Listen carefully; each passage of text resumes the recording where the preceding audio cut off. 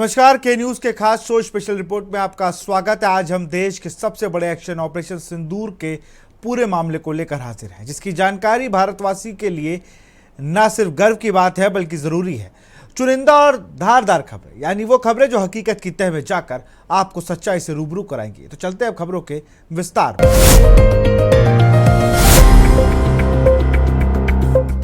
Operation सिंदूर न केवल भारतीय सशस्त्र बलों की तकनीकी और रणनीतिक क्षमता को प्रदर्शित करता है, बल्कि भारत की कूटनीतिक राजनीति को भी सामने लाता है।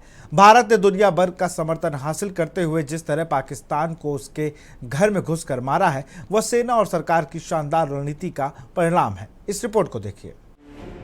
ऑपरेशन सिंदूर ही क्यों? पाकिस्तान में आतंकी ठिकानों पर भारतीय सेना की कार्रवाई को ऑपरेशन सिंदूर का नाम दिया गया। यह नाम प्रधानमंत्री नरेंद्र मोदी की ओर से दिया गया, क्योंकि पहलगाम हमले में आतंकियों ने पुरुषों को ही निशाना बनाया था, जिससे कई महिलाओं का सुहाग छिन गया था। वहीं ऑपरेशन सिंदूर के तहत भारत द्वारा पाकिस्तान और पाक अधिकृत कश्मीर में की गई एयर स्ट्राइक के बाद प्रेस कॉन्फ्रेंस की, जिसमें आर्मी अफसर कर्नल सोफिया कुरैशी और नेवी अफसर विंग कमांडर व्योमिका सिंह के जरिए देश दुनिया को संदेश दिया गया कि हमारे देश में सिंदूर की बड़ी कीमत है। भारत की नारियां आदर्श रूप से जहां सावित्री और सीता तो नहीं, वो दुर्गा और काली भी हैं। धमाकों से लाल हो गया आसमान। आपको बता दें कि पाकिस्तान और पीओके में आतंकी ठिकानों पर भारतीय सशस्त्र बलों की स्ट्राइक के दौरान धमाकों से आसमान लाल हो गया। इसके बाद फिर आकाश की लाली खत्म हुई तो अंधेरे में टिमटिमाती रोशनी के बीच फिर फाइटर जेट की गूंज सुनाई देने लगी। प्रत्यक्षदर्शियों ने बताया कि कुछ देर पर एक एक कर कई धमाके हुए। यह सिलसिला करीब 40 मिनट से अधिक तक चला। कुछ मिनट के लिए आवाज थमी और फिर लगातार लड़ाकू विमान मंडराते रहे। इस बीच पहलगाम आतंकी हमले के पीड़ित परिवारों के बयान भी आने लगे। उन्होंने ऑपरेशन सिंदूर का स्वागत किया। उन्होंने प्रधानमंत्री नरेंद्र मोदी और भारतीय सशस्त्र बलों को सलाम किया।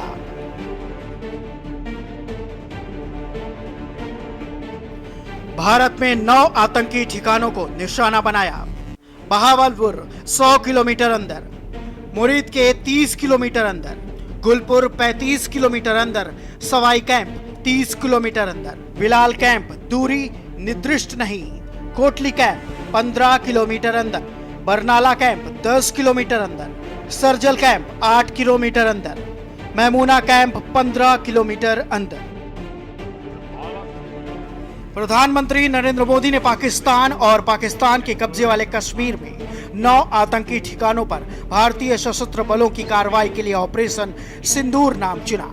आधिकारिक सूत्रों ने बताया कि आतंकियों की ओर से 26 नागरिकों की हत्या किए जाने के बाद उनमें से कई पीड़ितों की पत्नियों की तस्वीरों ने पूरे देश को झकझोर कर रख दिया था।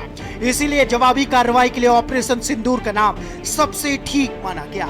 ऑपरेशन को लेकर सेना ने प्रेस ब्रीफिंग की, तब भी 2 महिला सैन्य अफसरों ने ही देश को सैन्य कार्रवाई के बारे में बताया। प्रेस कॉन्फ्रेंस को संबोधित करने के लिए कर्नल सोफिया कुरैशी और विंग कमांडर व्योमिका सिंह मौजूद थी। प्रेस कॉन्फ्रेंस में संसद हमले, मुंबई हमले, पुलवामा हमले और पहलगाम हमले के दृश्य दिखाए गए। कर्नल सोफिया कुरैशी ने मीडिया को संबोधित करते हुए पाकिस्तान और पाक अधिकृत कश्मीर में आतंकी शिविरों पर कई हमलों को दिखाते हुए वीडियो प्रस्तुत किए। वहीं विदेश सचिव विक्रम मिस्री ने कहा कि यह कार्रवाई नपी तुली, जिम्मेदारी भरा और गैर उकसावे वाली रही। इस संबंध में 25 अप्रैल को यूएन सिक्योरिटी काउंसिल प्रेस वक्तव्य में टीआरएफ के संदर्भ को हटाने के लिए पाकिस्तान के दबाव पर भी ध्यान दिया जाना चाहिए। पहलगाम आतंकवादी हमले की जांच से पाकिस्तान के साथ आतंकवादियों के संपर्क उजागर हुए हैं। रेजिस्टेंस फ्रंट द्वारा किए गए दावे और लश्कर ए तैयबा से ज्ञात सोशल मीडिया हैंडल द्वारा इसको रीपोस्ट किया जाना इसकी पुष्टि करता है। चश्मदीद गवाहों और विभिन्न जांच एजेंसियों को उपलब्ध अन्य सूचनाओं के आधार पर की पहचान भी हुई है। हमारी इंटेलिजेंस ने इस टीम के योजनाकारों और उनके समर्थकों की जानकारी जुटाई है। इस हमले की रूपरेखा भारत में सीमा पार आतंकवाद को अंजाम देने पाकिस्तान के लंबे ट्रैक रिकॉर्ड भी जुड़ी हैं, जिसके लिखित और स्पष्ट दस्तावेज उपलब्ध हैं।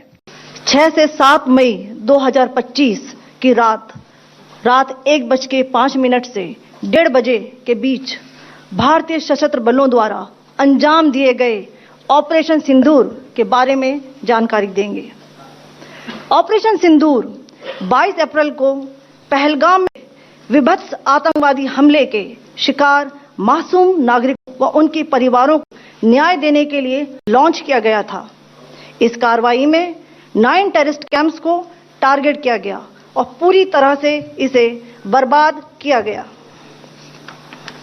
पाकिस्तान में पिछले 3 दशकों से टेरर इंफ्रास्ट्रक्चर का निर्माण हो रहा है।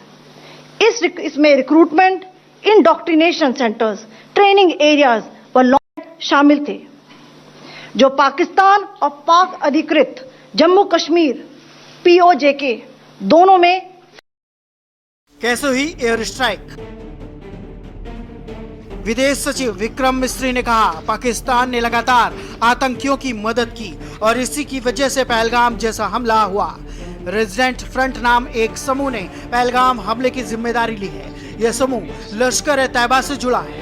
इस हमले में पाकिस्तान का हाथ होने की बात सामने आई है। कर्नल सोफिया कुरैशी ने कहा कि पिछले 3 दशकों से पाकिस्तान ने व्यवस्थित रूप से आतंकी ढांचे का निर्माण किया है। यह आतंकवादी शिविरों और लॉन्च पैड्स के लिए पनाहगाह रहा है। भारत ने उत्तर में सवाई नाला और दक्षिण में बहावलपुर में स्थित प्रसिद्ध आतंकी कैंपों पर एक्शन लिया और किसी सैन्य प्रतिष्ठान को निशाना नहीं बनाया। आधी रात ऑपरेशन 25 मिनट में सब तबाह। ऑपरेशन सिंदूर रात 1:05 से 1:30 के बीच हुआ। यह 22 अप्रैल को पहलगाम में हुए आतंकी हमले के शिकार मासूम नागरिकों व उनके परिवार को न्याय देने के लिए लॉन्च किया गया था। यह पहलगाम हमले के बाद का जवाब था। इस हमले में 9 आतंकी ठिकानों को तबाह किया गया। इन लक्ष्यों का चयन विश्वसनीय सूचनाओं के आधार पर किया गया। यह तय किया गया कि इसमें निर्दोष लोगों की जान न जाए। पाकिस्तान अधिकृत जम्मू कश्मीर में सबसे पहले सवाई नाला कैंप मुजफ्फराबाद में किया गया, जो लश्कर का ट्रेनिंग का सेंटर था। सवाई नाला कैंप पहला टारगेट था। ये लश्कर-तैयबा का गढ़ था। बताते हैं कि सोनमर्ग, गुलमर्ग और पहलगाम हमले के आतंकियों ने यही ट्रेनिंग ली थी। मुजफ्फराबाद के ही सैयदना बिलाल कैंप में आतंकियों को हथियार, विस्फोटक और जंगल सर्वाइवल की ट्रेनिंग दी जाती है। जाफराबाद गुरपुर का कोटली कैंप। आपको बता दें कि जाफराबाद गुरपुर का कोटली कैंप जैश का सेंटर है। यह कैंप LOC से 30 किलोमीटर दूर था, जहां के आतंकवादी रजौरी और पुंछ में सक्रिय थे। वही बरनाला कैंप भिम्बर LOC से 9 किलोमीटर दूर है। गुरपुर के कोटोली कैंप LOC से 9 किलोमीटर दूर है, जहां लश्कर का कैंप था। यहां पुंछ में 2023 में श्रद्धालुओं पर हुए हमले के आतंकी ट्रेट हुए थे। मार्च 2025 में जम्मू कश्मीर में आतंकियों ने जो 4 पुलिस कर्मियों की हत्या की थी, वो यहीं से आए थे।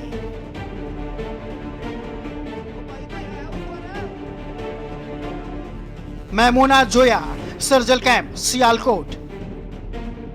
भारत द्वारा पाकिस्तान में किए गए हालिया हवाई हमले के दौरान पहला निशाना सियालकोट स्थित सर्जिकल कैंप को बनाया।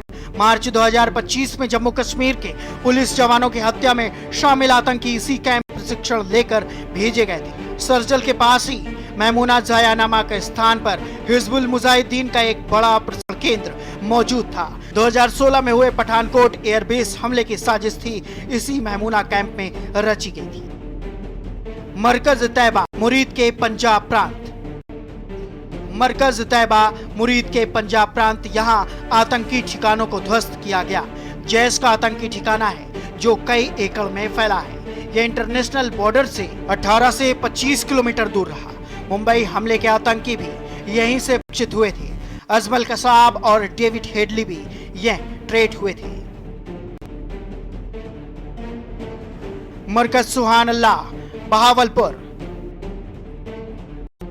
बता दें कि मरकज सुहान बहावलपुर ये इंटरनेशनल बहावलपुर से 100 किलोमीटर दूर है। जैस मुख्यालय जहां आतंकियों की ट्रेनिंग, रिक्रूटिंग और डॉक्टरेशन का केंद्र था। शीर्ष आतंकी अक्सर यहां आते थे। किसी भी सैन्य ठिकानों को निशाना नहीं बनाया गया। भारत ने कैसे चुना टारगेट? सूत्रों के अनुसार हमले में भारतीय सेना और वायुसेना की तीनों सेनाएं सटीक हमला करने वाली हर प्रणालियों का इस्तेमाल किया। इसमें लोइटरिंग हथियार भी शामिल थे। पाकिस्तान और पाकिस्तान के कब्जे वाले कश्मीर में आतंकी शिविरों पर हमला के लिए कौन सा टारगेट चुनना था, ये जानकारी खुफिया एजेंसियों द्वारा मुहैया कराए गए थे। हमले भारतीय धरती से ही किए गए थे। विदेश सचिव विक्रम मिस्री ने कहा कि 22 अप्रैल को पाकिस्तान आतंकवादियों ने भारतीय पर्यटकों पर हमला किया, जिसमें 26 लोगों की मौत हो गई। ये 2008 मुंबई हमले के बाद से हुए हमले के बाद सबसे बड़ा हमला था। पहलगाम का हमला सबसे भयानक हमला था, जिसमें आतंकियों ने सिर पर गोली मारी और बोला कि वापस जाकर सरकार को बताओ क्या हुआ कश्मीर में। इसके जरिए सांप्रदायिक दंगे भड़काने की कोशिश भी की गई। टीआरएफ ने यह हमला किया, ये लश्कर-ए-तैयबा का एक विंग है। उन्होंने कहा कि पहलगाम आतंकी के दौरान आतंकवादियों द्वारा मृतकों के परिजनों को धमकाया गया और उस बर्बरता का संदेश देने को कहा गया। चूंकि जम्मू कश्मीर में पर्यटन फिर से फल फूल रहा था, इसलिए हमले का मुख्य उद्देश्य उसे नुकसान पहुंचाना था। यह हमला स्पष्ट रूप से कश्मीर में सामान्य स्थिति बहाल होने से रोकने के उद्देश्य से किया गया। स्पेशल डेस्क के न्यूज इंडिया। और यहाँ रुकते एक छोटे से ब्रेक के लिए।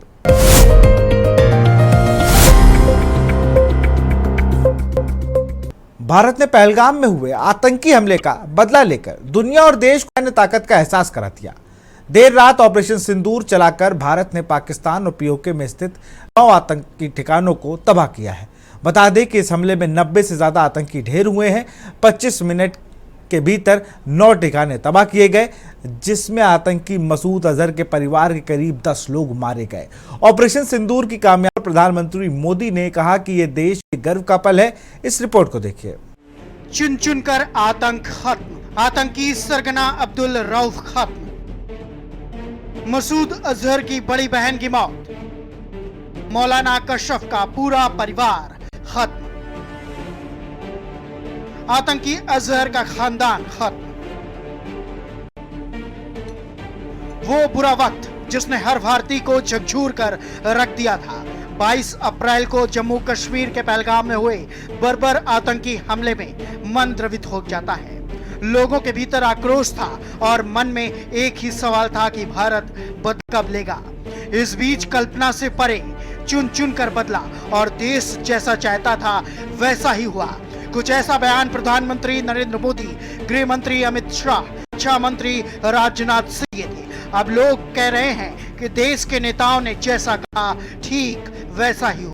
पीएम मोदी ने बिहार के मधुबनी में कहा था, हमला सिर्फ निहत्थे पर्यटकों पर नहीं हुआ, देश के दुश्मनों ने भारत की आत्मा पर हमला करने का दुस्साहस किया है। मैं बहुत स्पष्ट शब्दों में कहना चाहता हूं, जिन्होंने यह हमला किया उन आतंकियों को, इस हमले की साजिश रचने वालों को उनकी कल्पना से भी बड़ी सजा मिलेगी, सजा मिलकर रहेगी। ये हमला सिर्फ निहत्थे पर्यटकों पर नहीं हुआ है, देश के दुश्मनों ने भारत की आत्मा पर हमला करने का साहस किया है। मैं बहुत स्पष्ट शब्दों में कहना चाहता हूं, जिन्होंने ये हमला किया है उन आतंकियों को और इस हमले की साजिश रचने वालों को उनकी कल्पना से भी बड़ी सजा मिलेगी, सजा मिलकर के रहेगी।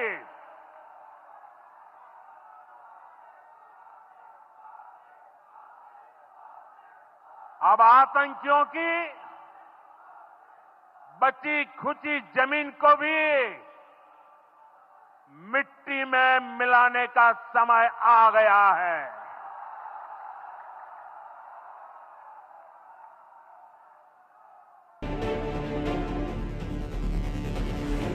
वहीं ऑपरेशन सिंदूर की जानकारी देते हुए मोदी ने कहा कि यह देश के लिए गर्व का पल है।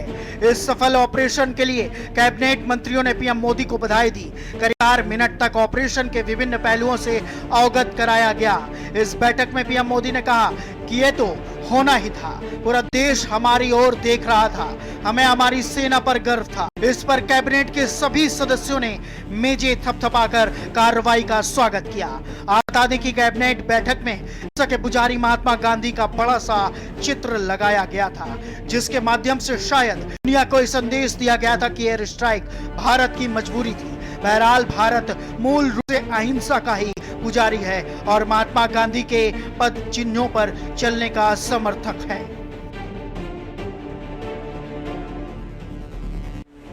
2003 से 2025 तक के आतंकी हमले। 23 मार्च 2003 को हुआ हमला। इस हमले में आतंकवादियों ने पुलवामा जिले के नंदी मार्ग गांव में 11 महिलाओं और 2 बच्चों सहित कम से कम 24 कश्मीरी पंडितों की हत्या कर दी थी। 13 जून 2005 पुलवामा को एक फिर आतंकियों ने अपना निशाना बनाया था। हमला एक सरकारी स्कूल के सामने भीड़ भाड़ वाले बाजार में विस्फोट से लदी कार से विस्फोट गया था। इस हमले में 2 स्कूली बच्चों समेत कुल 13 लोग मारे गए थे।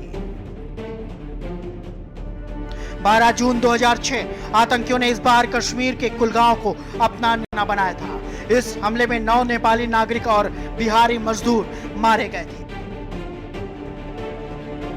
10 जुलाई 2017 कश्मीर के गुलगांव में अमरनाथ यात्रा के लिए जा रही बस पर आतंकी हमला हुआ था। इस हमले में 8 लोग मौत हो गई थी। 22 अप्रैल 2025 पहलगाम के बैसारन घाटी में आतंकियों ने टूरिस्टों का निशाना बनाया। इस हमले में 26 पर्यटकों के मारे जाने की खबर थी। 15 दिन के 15 बड़े एक्शन। भारत ने सिंधु जल संधि तोड़ी। पाकिस्तान में जल संकट। भारत पाक व्यापारिक रिश्ते पूरी तरीके से खत्म। चिनाब नदी का पानी रोका। पाकिस्तान में सूखा जैसी हालात। पाक को वैश्विक मंचों पर अलग थलग करने की मुहिम।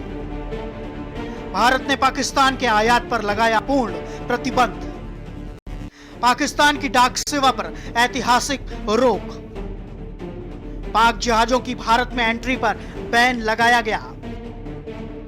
पाकिस्तानी सैन्य सलाहकारों को भारत से निकाला गया। झेलम नदी में पछोड़ा। मुजफ्फराबाद में बाढ़। यूएन में पाकिस्तान को समर्थन नहीं, उल्टे फटकार। मुस्लिम देशों ने भी नहीं दिया पाकिस्तान का साथ। नई दिल्ली में सभी राजदूतों पाकिस्तान की करतूतें बताई। 14 दिन के तनाव से कराची स्टॉक एक्सचेंज ढह गया। सलाल और बगलियार बांध को बंद कर भारत ने कड़ा संदेश दिया। ऑपरेशन सिंदूर में 100 से ज्यादा आतंकी ढेर।